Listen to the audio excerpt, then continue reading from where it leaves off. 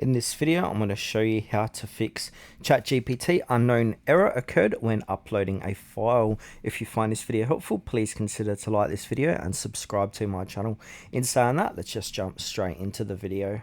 Okay, so the best way to fix this is to open up your web browser. Say you're using Chatgpt on Google Chrome, or if you're using another browser, go ahead and find your settings, and we need to head to cache files. So from here, I'm going to click in the settings. To the left, privacy and security tab. To the right, privacy and security, click on to delete history, cookies, cache, and more. Then from here, we need to change some settings. So basically, you want to go ahead and click on more, click all time, then show more. Check cookies and other site data, cached images and files, and go ahead and delete data.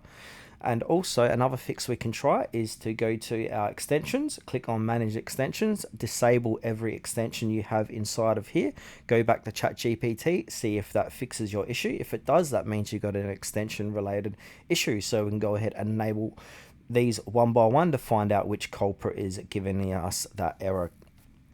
Another fix is to make sure your web browser is up to date. So I'm using Google Chrome, so I'm going to click in the settings, click on About Chrome, and now if it says update, go ahead and update Google Chrome.